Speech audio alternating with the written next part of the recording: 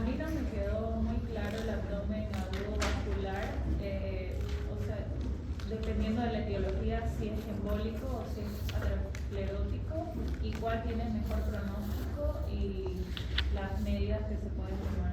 O sea, entiendo que uno tiene mejor que el otro, pero eso no.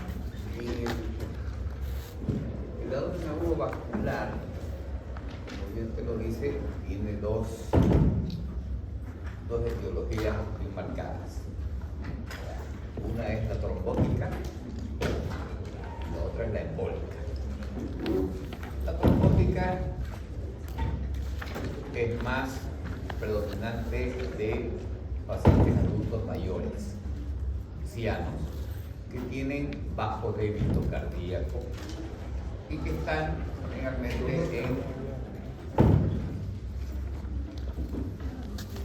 en postración o encamados, no se mueven, y esa rémora venosa, esa rémora arterial puede producir trombos en algún segmento de alguna de las arterias que irrigan con parte del contenido biliar, especialmente la parte intestinal. Son pacientes que no tienen manifestaciones clínicas evidentes, salvo un dolor abdominal permanente y difuso. Y el examen clínico tampoco es tan colorido porque decimos que no tiene la capacidad para generar un abdomen rígido o una descompresión abdominal, simplemente mantiene dolores a la palpación profunda, pero tampoco localiza bien porque no hay nada localizado. Uno de los signos interesantes que a veces hay, cuando uno sospecha, antes se usaba mucho la temperatura rectal y la temperatura axilar y se hacía la diferencial axilo-rectal en ciertos procesos abdominales agudos, porque daba información. Pero el único que daba información era en porque con el intestino frío, la temperatura rectal es baja, más baja que la axilar. Y es paradójico porque supuestamente el contenido abdominal tiene una temperatura muy superior a una auxiliar. En este caso hace la diferencial al revés. Pero ese paciente va a pulsar, rápidamente va a entrar en signos de sepsis, ¿no?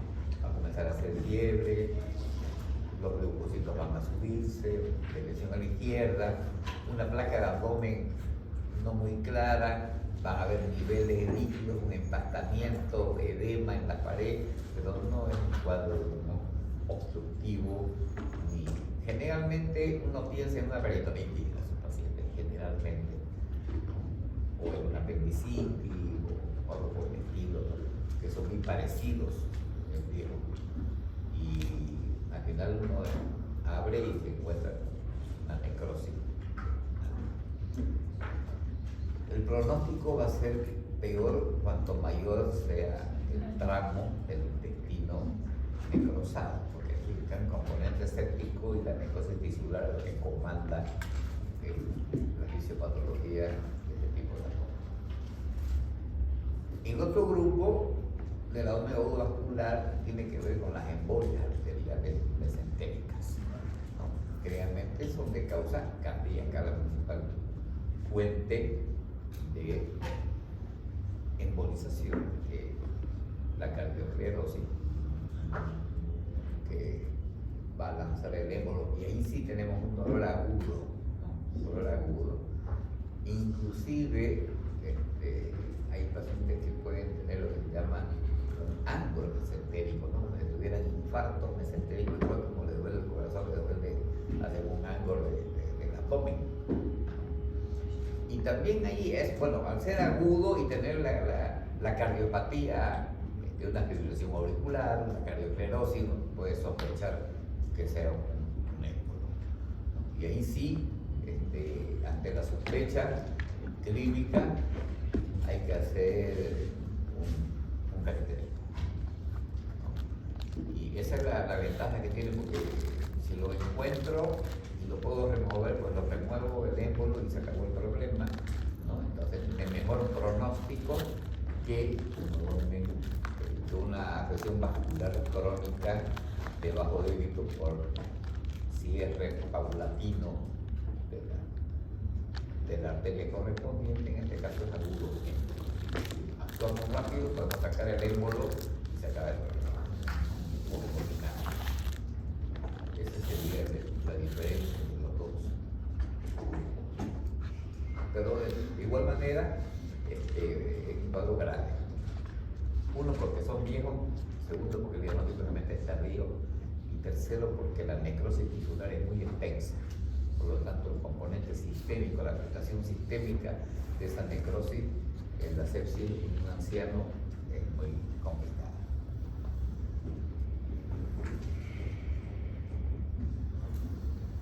Y no vamos a tener signos de irritación peritoneal, ¿no? Difícil. Por la escasez del músculo, que son ancianos.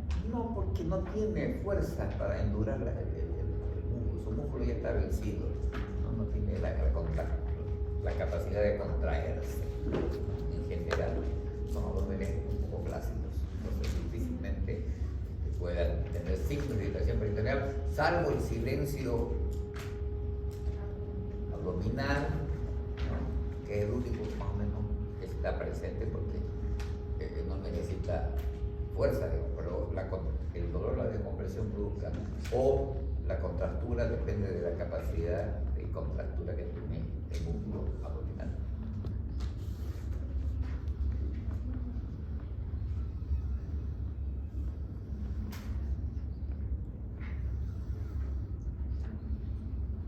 Siguiente. Doctor, con respecto a los mecanismos de defensa del peritoneo, ¿me lo podría explicar, por favor? Todo. Sí. De manera más simple. Ahí está un poco claro en el diagrama. Básicamente tenemos tres mecanismos. El primero de ellos es relacionado con el movimiento de los líquidos intraperitoneales, que son absorbidos, vamos a decir, por la presión negativa del diafragma en su convexidad, se chupa, se genera, y tienen los estomas diafragmáticos o los poros diafragmáticos, en el cual ahí absorbe cualquier bacteria que estuviera dando vuelta en algún lugar, aparece ahí. Que aparece ahí para que sea, como dicen, que la primera policía que llega e identifica el sistema reticular endotelial a través de sus macrófagos, bueno, hace el interrogatorio correspondiente y la codificación de ese intruso, ¿no? Y bueno, que inicialmente hace la macrofagia para generar la muerte de esa bacteria. Pero también en una segunda instancia, estamos hablando que esa irritación puede ser mayor, que no sea tan simple, sino que no sea solamente un camión de bacterias, sino había sido solo una flota entera en gran cantidad.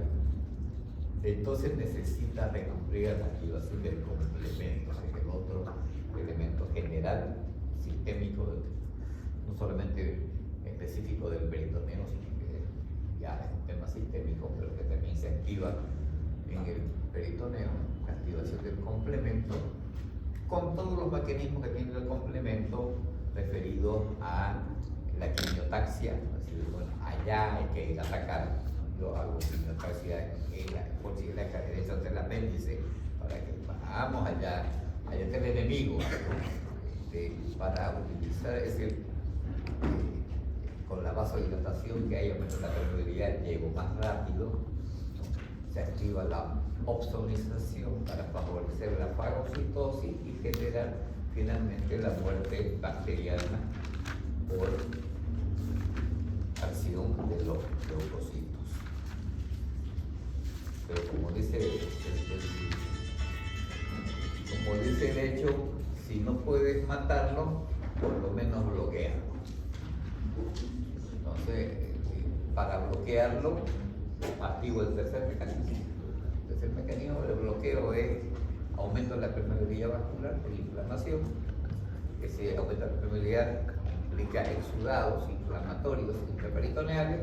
Dentro del principal exudado está la fibrina, y la fibrina es como la cartícola, como la cola. Va a ir a los tejidos, los va a agrupar, los va a pegar para que bloquee lo que esté infectado y esa zona infectada no se propague al resto de la zona. Entonces básicamente tenemos tres, dos de ellos inicialmente para provocar muerte bacteriana y un tercero que tiende al bloqueo mecánico. Entonces una respuesta sistémica y una respuesta local. Eso serían los mecanismos de defensa.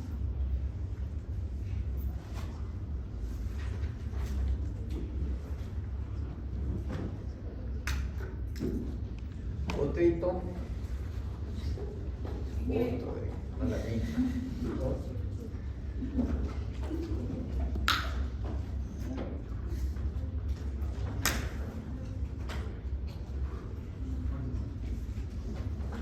Conferencia de prensa de Argentina.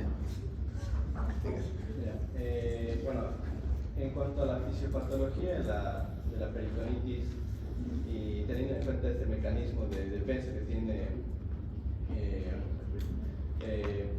tipo, en el momento que hay una respuesta respiratoria de unidad de vida que se incrementa el líquido, ¿no? Que evita que el diafragma descienda, esto... No. A ver, hay un concepto equivocado ahí. Eso es lo que quiero ver, sí, es que estoy bien, estoy equivocado. Ya, lo que dice, si partimos de la base de que en una peritonitis existe una parálisis intestinal, la parálisis intestinal genera dilatación.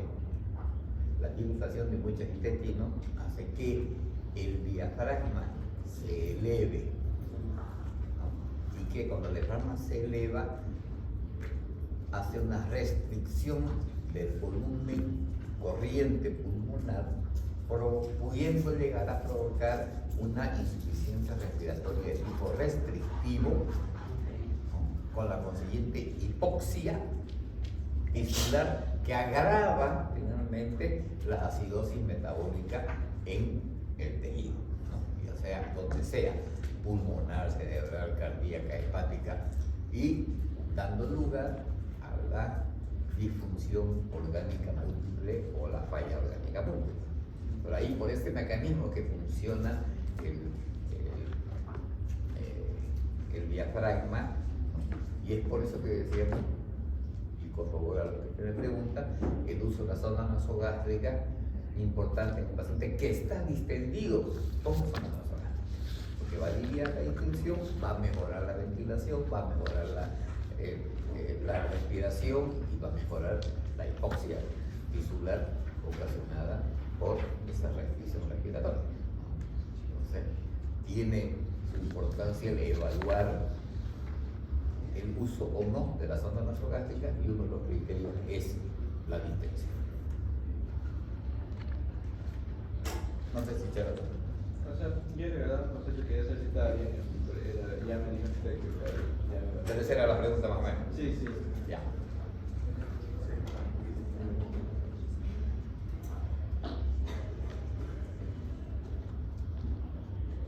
Ahora sí. En el abdomen agudo perforativo, un ejemplo, una úlcera gástrica perforada, en la palpación el dolor va a ser solo a la descompresión brusca o a la palpación profunda igual así. Va a estar duro. Entonces, Va a estar en contractura. Independientemente si duele o no duele a la palpación, va a estar con una tensión mayor hasta llegar a la contractura. Y va a haber dolor de compresión. Entonces, esos dos signos son mucho más importantes que el dolor de la palpación, desde el punto de vista peritonítico. ¿Hay dolor a la palpación? Sí, pero no se olvide que eso no es un síndrome de placer peritoneal.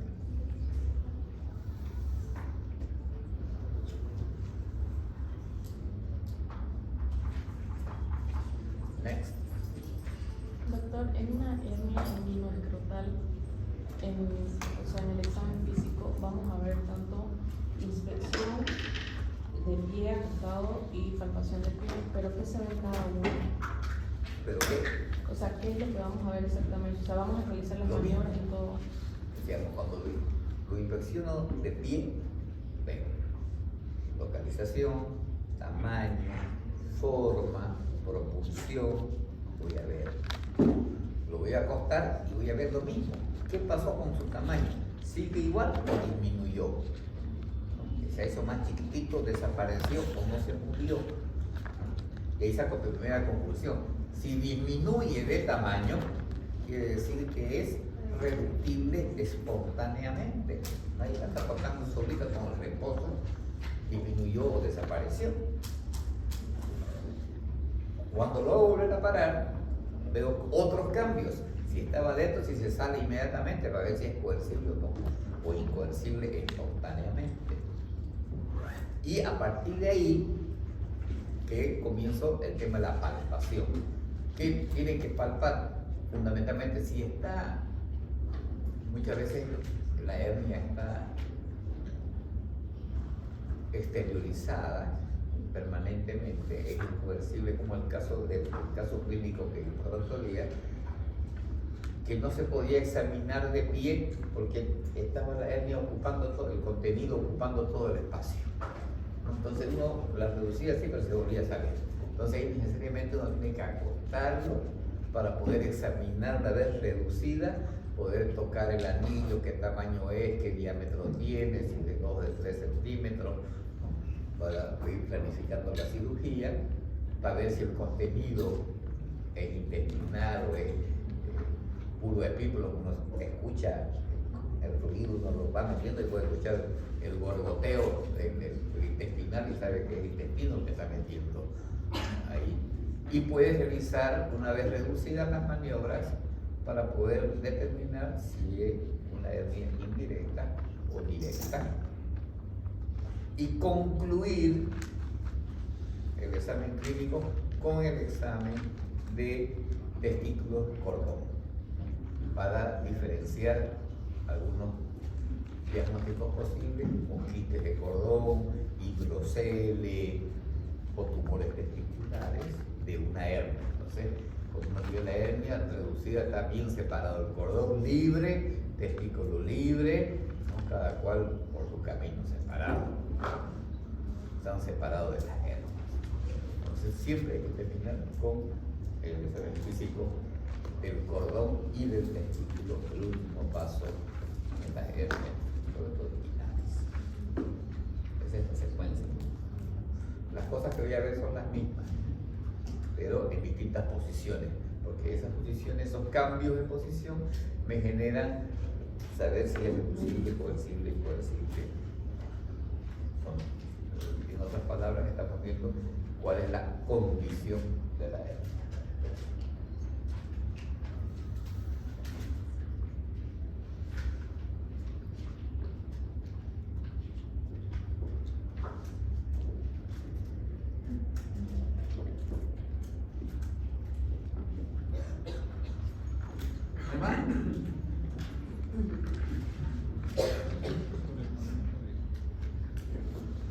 Doctor, digamos, en un paciente con peritonitis o un paciente con algún abdomen agudo. A ver. Su pregunta me está intentando confundir. Usted está utilizando como sinónimos abdomen agudo y peritonitis. No es sinónimo, estoy Entonces, ¿a qué se refiere? ¿Abdomen agudo o a peritonitis? a cualquiera de los dos. O sea, digamos, abdomen agudo. Ya. ¿Cómo sé cuánto líquido intravenoso en la reposición del líquido, cuánto necesita el paciente? Para no pasarse o no meter menos. La administración de líquido, como les dije, va a depender de las condiciones en que está el paciente. Primera cosa. Segunda cosa, del tiempo que tengo yo para corregir algún grado de deshidratación que tenga evidente el paciente respecto a cuánto tengo. Una vez hecho el diagnóstico, cuánto voy a tardar más o menos en operar.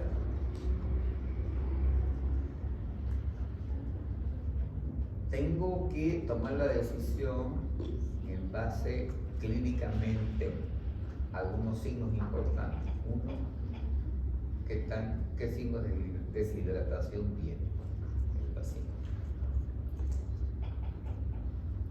En el interrogatorio, el preguntar al paciente si orinó o no orinó en las últimas horas, cuánto orinó, cuánto fue la última vez que orinó, me da otra pauta de saber que ya estamos entrando en etapas de oligoanuria, o no orinan todo el día, o desde ayer que no orina, está seco. Entonces en ese paciente sí voy a necesitar poner líquidos, mucho más de el cálculo simple de cuánto es la necesidad hídrica del paciente, 70 kilos en 24 horas, ¿no? Y digo, bueno, ya si yo calculo las pérdidas, la orina, la percepción, la sudoración, más o menos son unas 3.000, 1.200 ml en 24 horas, un paciente normal, sin enfermedad. Pero aquí estamos hablando de un paciente secuestrado. Estamos hablando de un paciente que no está ingiriendo nada. Entonces digo yo, si yo necesito aumentar el volumen, ¿cuál va a ser mi parámetro para aumentar el volumen? La diuresia. Entonces, si el paciente está muy taquicárdico, hipotenso, muy deshidratado, sin orinar, pues ya tiene la indicación precisa de sonda vesical y empezar a medir su diuresia horaria y meter líquido hasta lograr hacerlo orinar. ¿Y a cuántas gotas? No lo sé. Porque si te puedo poner a lo mejor a 100, 120 gotas y orina, está bien. Pero si no orina, tengo que comenzar a hacer cargas, ¿no? 100 ml, chorro, 15 minutos, otros 100, hasta que orine. Entonces depende mucho, no hay una receta que te diga, todos los pacientes le vamos a meter 2000 fisiológicos, así todo minutos y 4 horas. Porque la vida no es así, ¿no? A veces va a entrar a acá 6 horas, a veces va a entrar acá 8 horas, a veces va a entrar acá 2 horas a cirugía y el paciente puede estar deshidratado o puede no estar deshidratado y estar bien hidratado. Entonces, con 40 gotas, tener una vida permeable para el líquido y mantenimiento 40 gotitas, no pasa nada. No sé qué tal. Por eso digo, depende mucho de la situación. En caso, y ya sé que la pregunta viene por detrás, ¿no? ¿Cómo haríamos para saber si hubiese el caso? Y el caso se lo dice, obviamente que se lo voy a decir, para que ustedes tengan elementos de juicio para poder razonar cuánto de líquido, ya que goteo, le van a poner y en qué tiempo se van a poner. Porque no se trata de ponerle zancadilla ni empujarlo, sino que piensen y resuelvan una situación simple.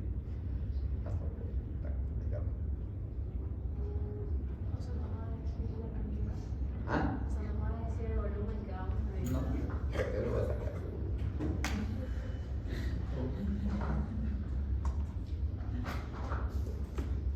Doctor, pero podríamos No, colocar. le voy a decir, pues, a ver, póngale 4000 el suelo fisiológico en 4 horas. ¿A cuántas gotitas le ponen? Eso se dice para una pierde de energía.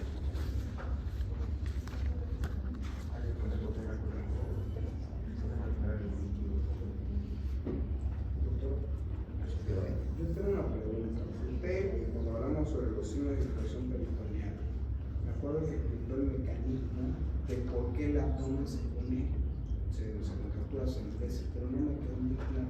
Más que todo ese mecanismo fisiopatológico que sucede. Es una ley, la ley de Starling, que dice el músculo liso en contacto con serosa inflamada se paraliza. Por eso no hay ruidos, porque no hay movimiento intestinal. Y el músculo estriado se contrae, por eso hay contractura. Con sedosa inflamada, ¿no? En contacto con una sedosa inflamada. Entonces, cuando la sedosa peritoneal parietal ya está inflamada, está en contacto con los músculos abdominales y estos responden contrayéndose. Esa es la forma. Y el músculo liso se paraliza. Si se paraliza, no hay peristerntismo. Y si no hay peristerntismo, pues no hay propulsión de líquidos ni de gases intestinales, por lo tanto no voy a escuchar nada. Entonces está paralizado todo. ¿Hay algún factor de localización de ese mecanismo de defensa?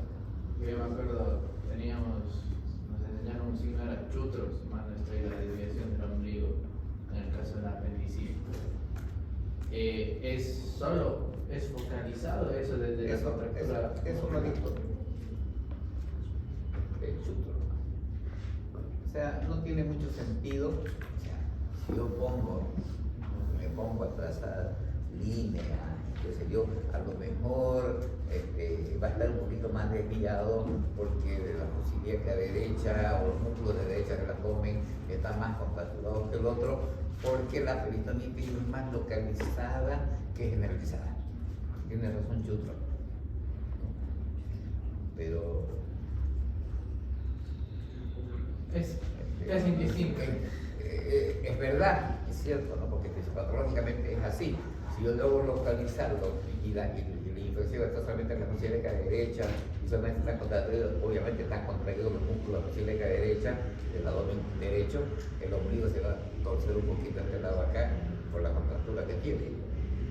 Pero es muy poco práctico y lo importante es que cierto tono aumentado de tamaño, el tono está más durito y hacia abajo. Y es más evidente, la descompresión brusca es más evidente que la contractura. El dolor de descompresión brusca es mucho más sencillo de realizar y es más objetivamente verificable que la contractura, porque la contractura depende de mi capacidad y mi experiencia de verificar si esto está más durito o más blandito de lo habitual.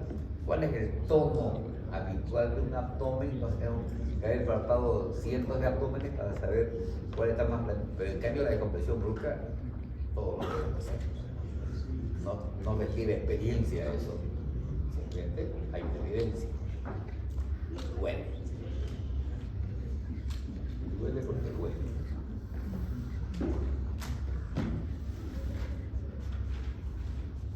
Ya. Y con respecto a los antibióticos, o sea, medicación médica, al momento de dar, ¿qué combinaciones son las mejores según el caso y la dosis a criterio propio? No tanto a criterio propio, ¿no? Porque partimos de la base que en todos los órdenes agudos hay un componente séptico.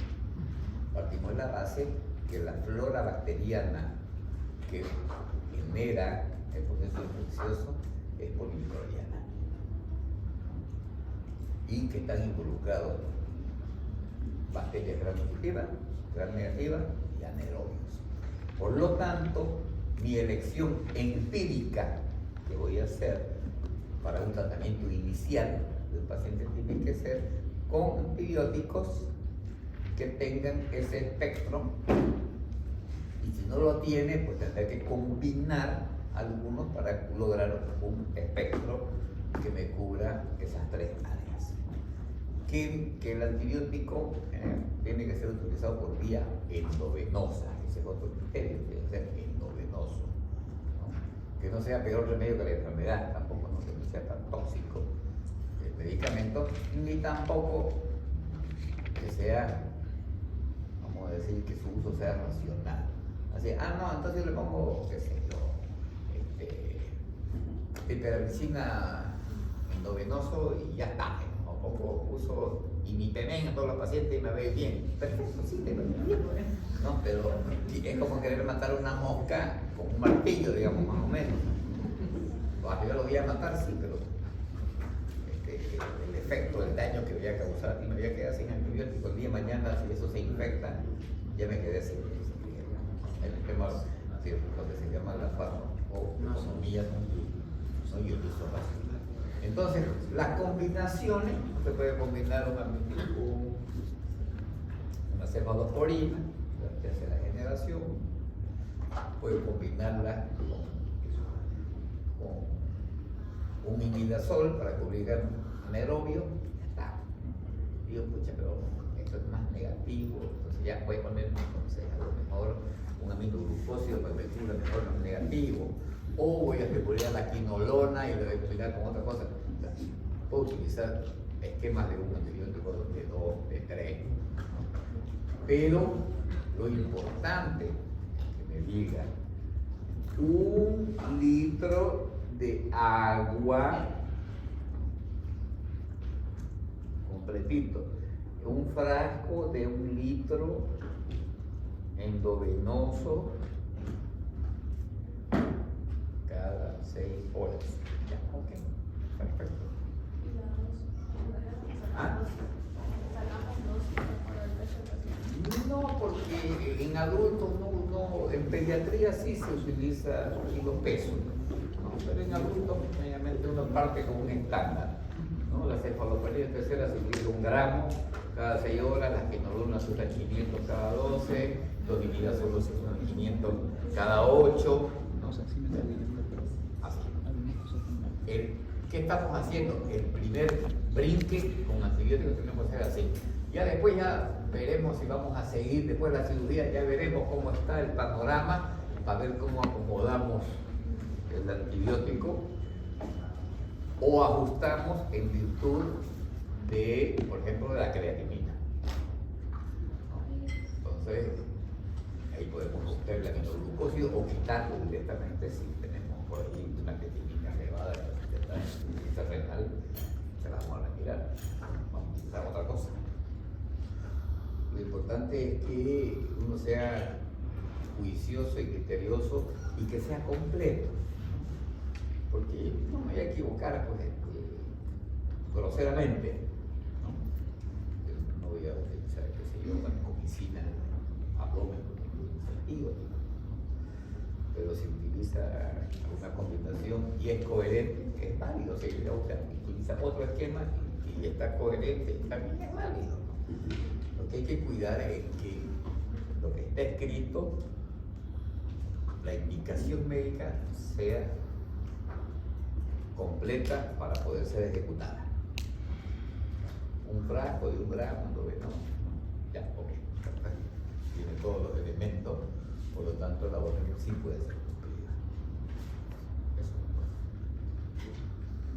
Esa es una de las capacidades que tenemos que aprender, la prescripción médica.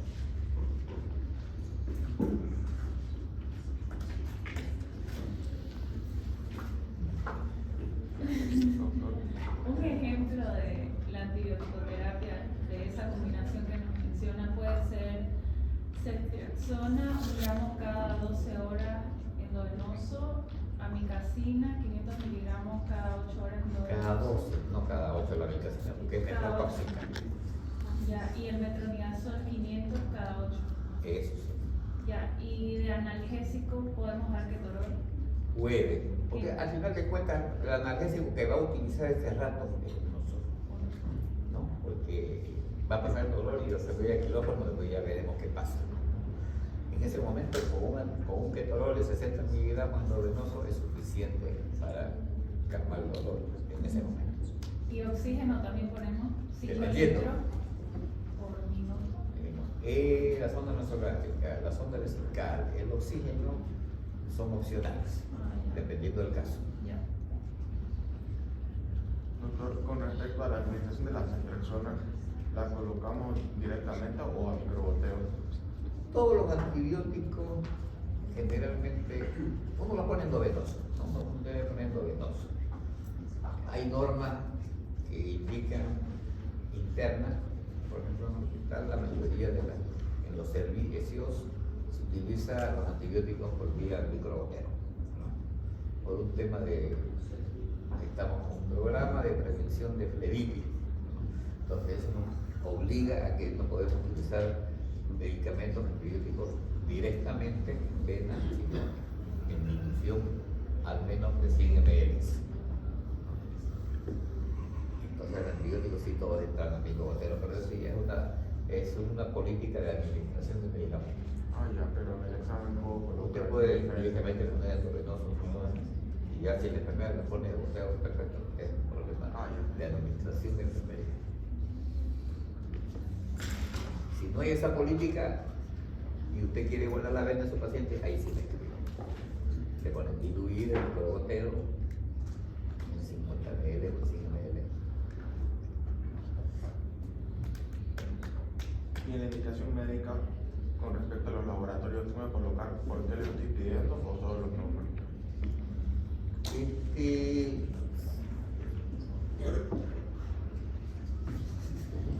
Los laboratorios. Fíjense que en esta primera parte no hemos hecho hincapié en la necesidad ni en los hallazgos de los laboratorios. Por lo tanto, tampoco vamos a hacer una apreciación ahora, en el primer bloque. Y en el segundo sí. En el segundo, porque ya entra otra cosa, por ahí yo le pregunto, vamos a ver esófago, y decir, le pido una endoscopía. ¿Qué espera encontrar en la endoscopía? Explíqueme. Ahí sí, pero es general. No tiene que ser, tiene que tenerlo, pero tampoco antes de eso.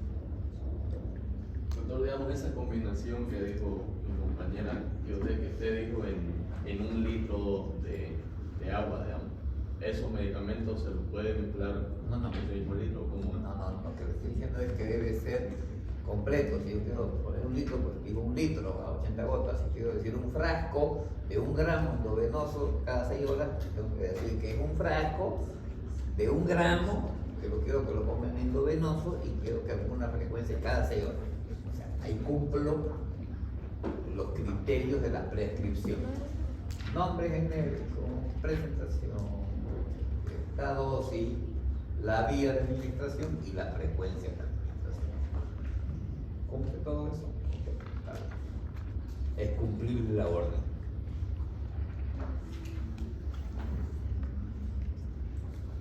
Bueno, tengan muy buenas tardes. ¿Cuál sería la hernia por deslizamiento? ¿Cómo? La hernia por deslizamiento. La hernia por deslizamiento. No la mencioné en clase porque es una variedad que dice que una hernia por deslizamiento es cuando el contenido forma parte del saco herniario. No se puede separar. Ustedes han visto que en la cirugía, los que han tenido oportunidad de participar, a veces se abre el saco y el contenido entra y sale y queda el saco vacío. En este caso, el contenido del saco están pegados, no se pueden separar. Entonces ya se deslizó, vamos a decir, el contenido y es por la parte del saco y no se puede separar uno de otro. Eso dificulta la táctica quirúrgica, pero solamente la táctica quirúrgica. Mientras yo no lo abra al paciente operativamente, no puedo saber si es por deslizamiento o no. Por eso no la toqué en el texto, pero no la expliqué porque es una decisión quirúrgica que solamente sirve para el cirujano que está operando, porque clínicamente no podemos diferenciar. Vamos a decir que es una hernia irreductible, nada más, pero deslizada solamente intracelular. Bueno, en el caso estético de que se produzca en el examen. No, eso siempre pregunta. No, bueno, entonces una pregunta típica, entonces. ¿Cuál sería la diferencia entre hernia? Voy a hablar en general. Ese tipo de dolor es muy común. No digo que sea aquel así. Sino que cuando estoy preocupado es, en el caso hipotético que usted pregunte esto, ¿cómo quisiera la respuesta? Es decir, no me interesa el aprendizaje, lo que me interesa es contestar una pregunta para aprobar un examen y nada más, ¿no? Y no es lo que estamos buscando eso.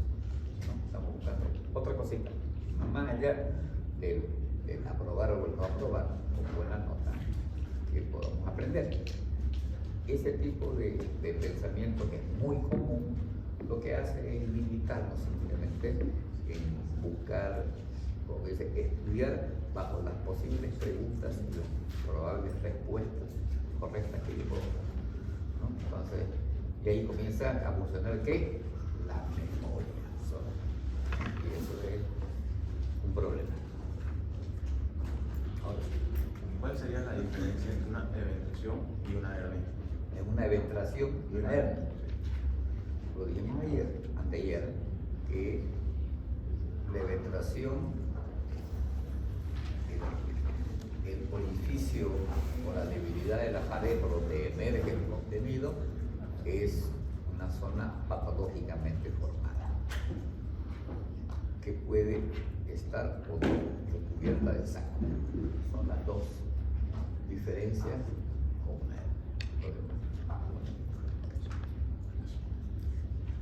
Por ejemplo, en el caso de una eventración congénita, ese concepto sí me confunde bastante. Si es congénita, ¿cómo podría ser patológico? Eso es que usted no estudió neurología ni pediatría, pero una agenesia de músculos anteriores del abdomen es una eventración congénita. No es ni traumática, no es quirúrgica, porque se le hizo un pedazo de músculo, por lo tanto, se le salió un pedazo de intestino hacia afuera, porque no tiene que envasar, por ejemplo, eso. Las raquíticas hacen lo mismo, pero por denervación, por una hipotonía del músculo, es hipotermia. Otra, yo puedo decir, esta es quirúrgica, pero me operaron de aquí y la bola está acá, separado de la herida. ¿Qué pasó? Hicieron una nefrectomía, y al hacer la nefrectomía se volaron dos nervios de acá atrás, dejaron sin inervación el oblicuo mayor y lo dejaron hipotónico. Y por ahí hace la pena. No tiene anillo, no tiene, simplemente se sale todo porque está soqui, el músculo completamente hipotenso, sin tono, ¿no? También es la eventración. Entonces la eventración, como decía, no solamente es quirúrgica es por lejos la más frecuente, pero las otras pueden existir, ¿no? Y hay que identificarlas.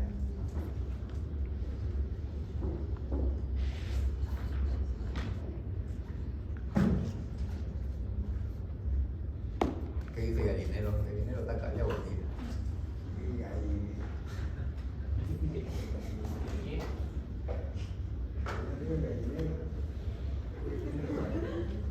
Así se dice en los teatros, ¿no? O sea, el palco, no sé, el dinero, en la última fila.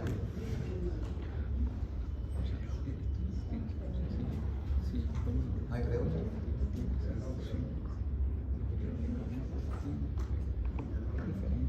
Bueno, vámonos. Doctor, en el abdomen agudo inflamatorio, en cuanto a sus atributos, el dolor se lo consideraría tipo permanente o intermitente. El hecho que es inflamatorio hace que el tipo de dolor es peritonítico, no es inflamatorio, por lo tanto es permanente. Pero en los periodos de calma, Ahí vienen los errores fundamentales.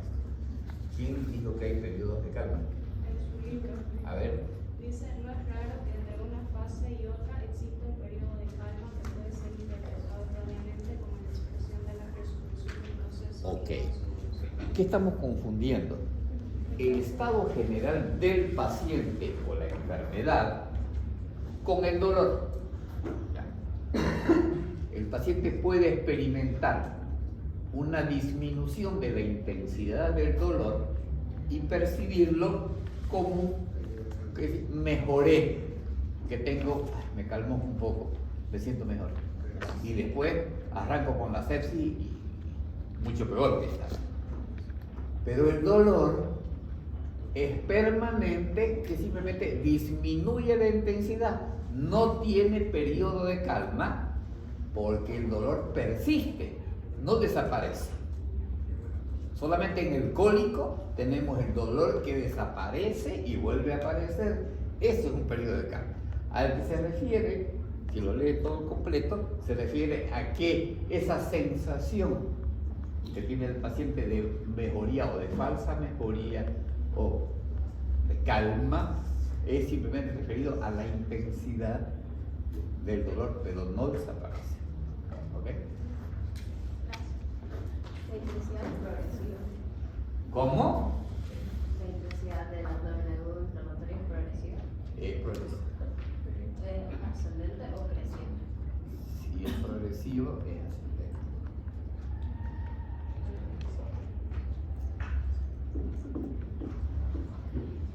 Doctor, ¿cuál sería la diferencia de ascendente y creciente? ¿Entre qué? Ascendente y creciente. Increscendo, si quiere latín también. Y lo que explicó la localización del abdomen agudo inflamatorio es decir, las dos fases, que viene a ser visceral y luego se convierte en somático. Así es. No vamos a saber de dónde viene. Inicialmente no sabe dónde viene, porque está mal localizado, mal definido,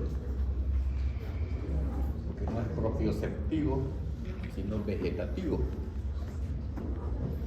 En cambio el otro ya es somático, ya se queda nervioso central, de los nervios intercostales, por eso está bien localizado, bien definido, identificable.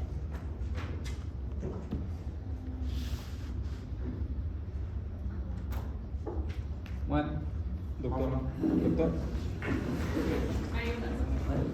respecto al abdomen agudo obstructivo, ¿los periodos de calma, o sea, tiene periodos de calma o tiene sensación de periodos de calma? A ver, porque tenemos que hablar en forma, cuando yo hablo de una manera poco precisa, me puedo confundir, ¿no? Una cosa es que el paciente tenga periodos de calma, y otra cosa que el dolor tenga periodos de calma, ¿no? En el caso del abdomen agudo obstructivo, si el dolor de obstrucción es cólico, obviamente que tengo un dolor con periodos de calma, ¿no? Por definición, si el tipo de dolor que digo es dolor tipo cólico, eso ya implícito está alta intensidad, corta duración, con periodos de calma, ¿no? Y súbito. ¿Y cuándo este dolor, digamos que es de inicio súbito, de alta intensidad y de corta duración con periodos de calma, se vuelve permanente? Cuando el intestino se cansa y se distiende. Ahí cambia. Ya no es cólico, ya es permanente. ¿Cuánto tiempo, digamos, tiene que pasar para que...? Vamos a contarle con horas. Como dicen, en medicina no hay horas, ¿no? Depende de su capacidad de su intestino. Si tiene fuerza para seguir pujando, pues va a tener fuerza para seguir pujando, ¿no? Hasta que se canse. Si es cañemudo. Si no es cañemudo, pues no, ¿no? O sea, no hay tiempos. Pero tiene que alertar. Ahí está la capacidad de la forma de preguntar. Por eso le decía, ¿cómo se inicia y cómo está ahora? Entonces, si empezó de una forma y ahora está de otra forma, es decir, que ya ha pasado un tiempo suficiente, importante, en que ese intestino ya se cansó y ya estamos entrando a otra fase, ¿no? Entonces, eso nos alerta que tenemos que ser más rápidos todavía en proceder, porque ya nos hemos comido una etapa, estamos en la segunda y no queremos entrar a la tercera, ¿no? Y ya estamos hablando de componentes séptimos.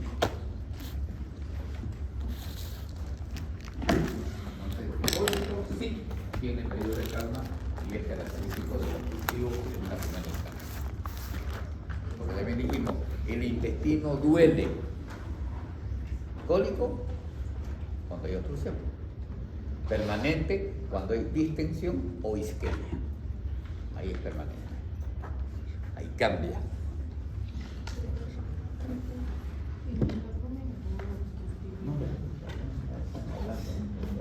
En el abdomen agudo obstructivo perforativo, las radiografías, Obstructivo y perforativo, ya me mezcló. o sea, en el perforativo, El callo que aquí se ve un hemoperitoneo, ¿no es cierto? Sí. En el obstructivo se ve las pilas de moneda y los granos de café, pero más desglosado, ¿qué es lo que exactamente vemos? De más grosor lo vamos a ver cuando veamos obstrucción intestinal y cuando veamos cólera sigmoide. Ahorita lo importante es que se ve, nos ayuda el rayos X a identificar el lugar de la obstrucción y hay patrones radiológicos específicos. Hasta ahí llegamos. Ahí es de pie, ¿no? ¿Ah? La radiografía es de Sí. pie. Porque ahorita no tiene mucho sentido que entremos en el detallito. Es más grande. Si el dolor obstructivo es cólico, o sea, es cólico al inicio, el dolor vascular también iniciaría con cólico. No, porque la arteria cuando se contrae no duele, si no te tenía grito todo el día, digamos, ¿no? Las arterias.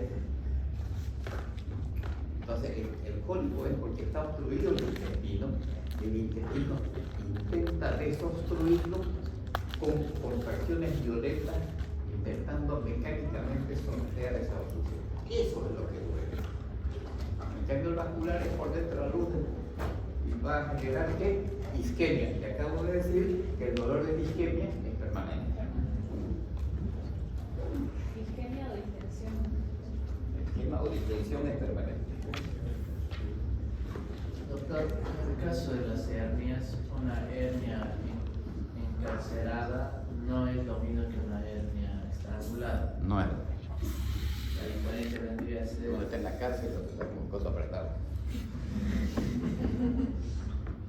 Podría tener el coto apretado en la cárcel.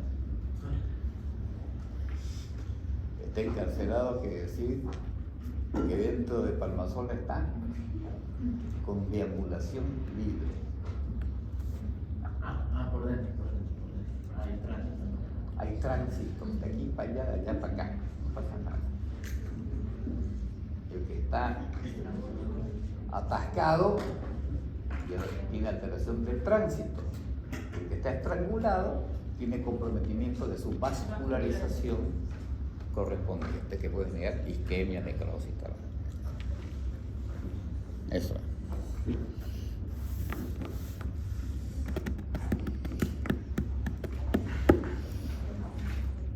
¿Vamos? Ya.